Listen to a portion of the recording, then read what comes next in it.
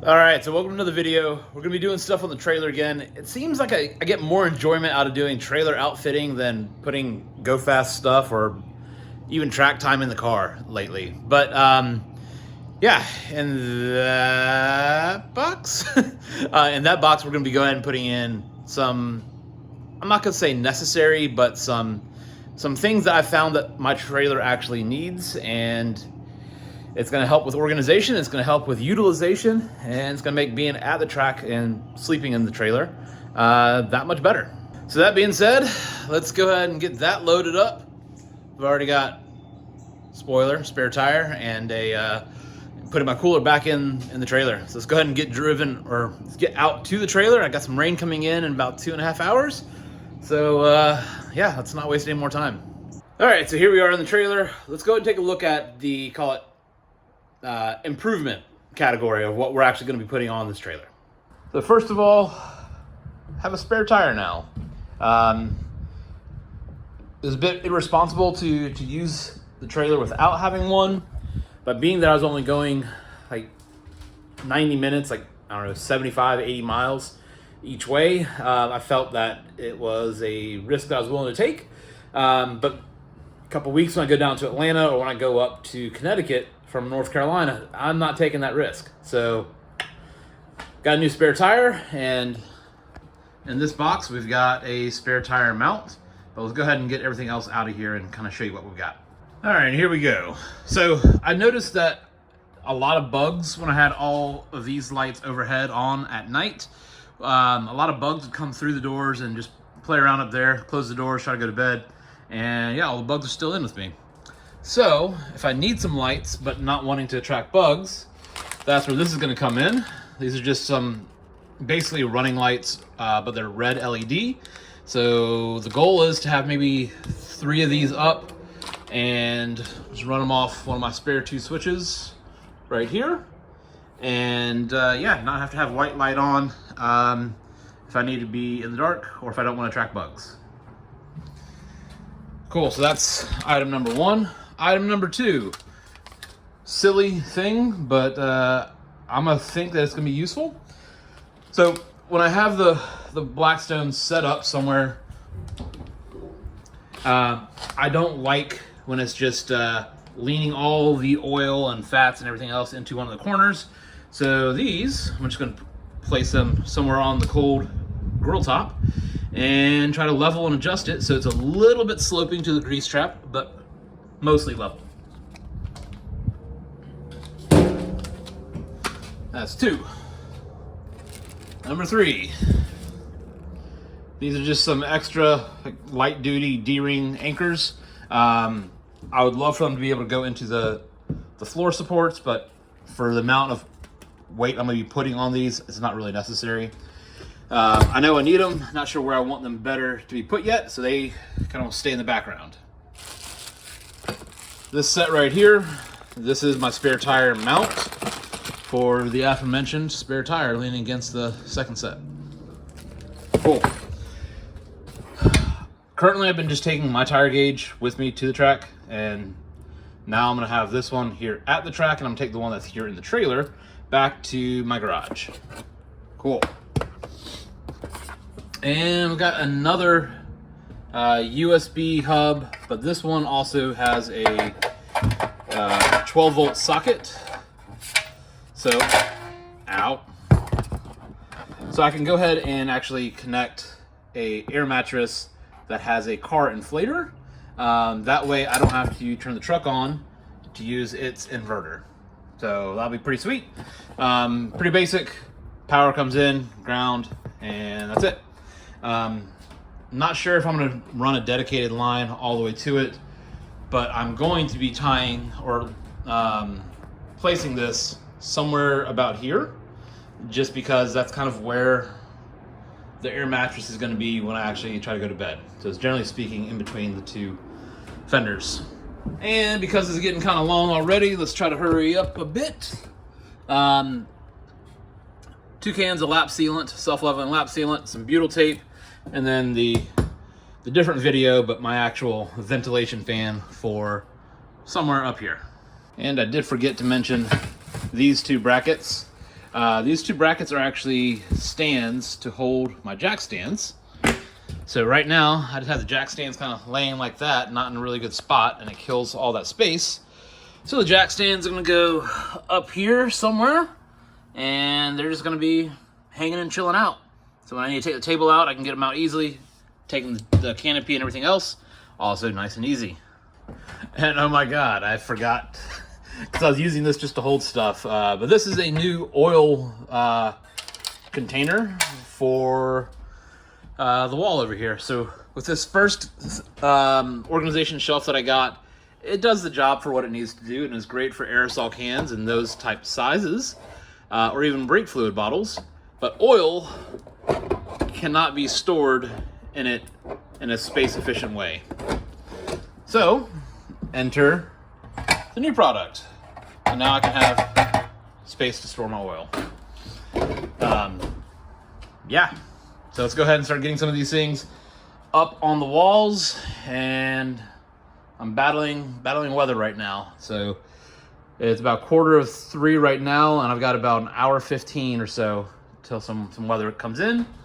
So yeah, let's try to make best use of the time. All right, step one, bottle of oil holder thing. I would love for it to be right here, but I've only got one support I can actually attach it to. Then everything else just going into some pretty thin wall supports.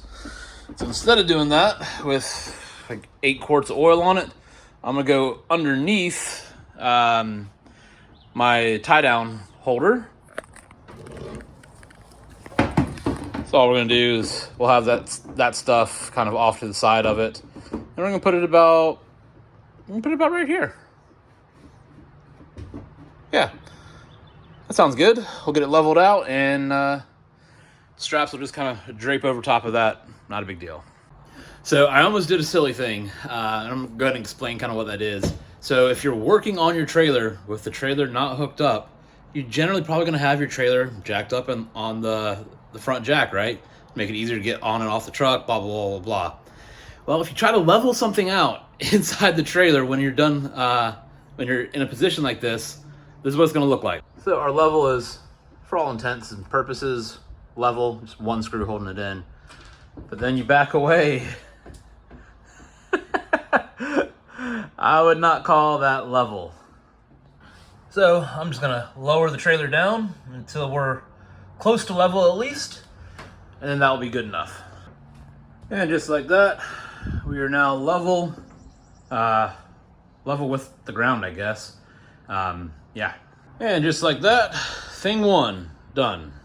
All right, onto the jack stand holder. Make sure you don't have the Harbor Freight 3 tons, because they will not work. So the way it's intended to go is go up there and latch around a open spot right below the label. But as you can tell, these won't work. And spare tire holder is going to basically be just like this. My tech screws or self-tappers are not long enough to get through this bracket and the wood and get solid purchase into the steel framing. So I gotta get some longer ones, but yeah, that's basically what it's gonna look like. All right, so running out of the mechanical things to do, so switch over to electrical. So if you remember from previous videos, I do have my fuse panel right there. And I basically have run wire up in this little channel, and it goes to the back of the tray. Well, scratch that. Going from there to there, and then from there to the back of the trailer. So I do have a light source up, or a power source up there that I can use, but it's off of that switch. And being that this little panel has its own switch, I'm not going to use it. What I will do though is I will use my green wire, which is up there, and that is my ground that I ran to the back for those lights. So I'll go green to black, and I'll just try to Wago it in. So it's a little bit more secure than the other versions of them. I don't like using wire taps, and I'm just gonna run a new wire for my power And because I do want to be able to use this as kind of like the nightstand, so to speak, I'm not actually going to have this up here. I'm gonna go off to the side a little bit. That way it can kind of be recessed behind there. The question is, similar with that set of light switches, is this gonna be too deep that I then have to either angle or space this off the wall? I don't know. All right, so we got our hole cut out. We've got 2 of these plugs pulled already out, and you can see that definitely gonna need to have an adapter to kick this out, either up or down. I don't know, up or down, it doesn't really matter. Honestly, now that I'm thinking about it, kicking it down is gonna be better. So that way when the cigarette lighter plug is coming in, it's angled down a little bit more. Anyways, we can go ahead and get the wire pulled to it though. That's the easy part. All right, so we got our ground and our power wire. Ground is green, it's tapped into existing ground with a Wago. And blue is gonna be just constant power to my little outlet. It's running up, and it will soon run down and into here and jump onto its own little connection point or fuse block. But my issue is my fish tape or fish stick that I just bought because it's closer to go to the store and get that than go back home, is the height from that hole that goes in, comes up from my solar. That's like 5'3" That is 5 inches or 5'0" inches.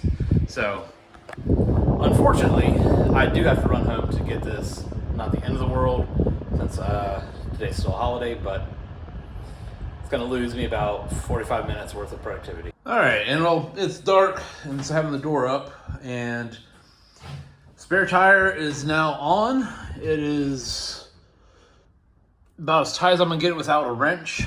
Feels pretty stable. I know I'm basically starting at 12 o'clock, so I'll be able to check if it's loosening up over time. I might end up needing to add another row of these lights to this back section, just because, yeah, that gives me a fair bit of well, I guess, yeah, it's still just a bit of a shadow there. Anyways, this section's done, so I'm gonna turn off the light and save some power. All right, so done about what I can do until cut that hole. So now I'm gonna switch back over to the other project, and we've got these red LED lights. I think I'm just gonna put 4 in here, 1 all the way to the back, 2, 3, and then 4 up towards the front of the trailer. And yeah, good thing about these and having LEDs is I can just go ahead and quickly test it and see if it's got enough for what I want. All right, so it's probably been a handful of real hours to get to where we are right now, but we have our little red lights on in the trailer. We got them grounded, we've got them powered to their own switch, and I think now it's time to go ahead and give them a test. And here we go. Hey! So, with the overhead lights off, I would say there's sufficient amount of light in here to see what you're doing and not trip over stuff. I do wish that I had the ability to turn each of these off individually like I do with the white lights, but for what it is and what I'm trying to do, I can still walk in and get to the cooler, see what I'm trying to get out of the cooler, and so forth and so forth. So red lights overall win. So ending off the first day, we've got our red lights in, we've got our fan kind of blocked out ready. Down there we have our new outlet cut in, wires pulled, wires already pulled for the fan as well. So all I need to do now is 3D print basically one of these just to help angle the wires in, so because I don't have enough space. Shouldn't be too bad. I've already got the file, so just revise it to go with this. And we've got our oil storage done and mounted. And back there, we've got our spare tire up and off the ground. So all in all, pretty good first day.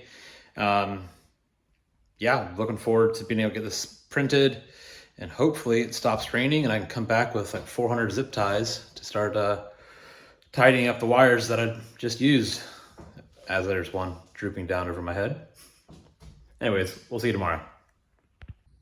All right, so I have this new little USB hub, but these lock rings, you've got to have them just in the right position or else they don't fit in this little adapter plate that I made. And this adapter plate's necessary so I can actually fit my connectors on this in my low profile wall.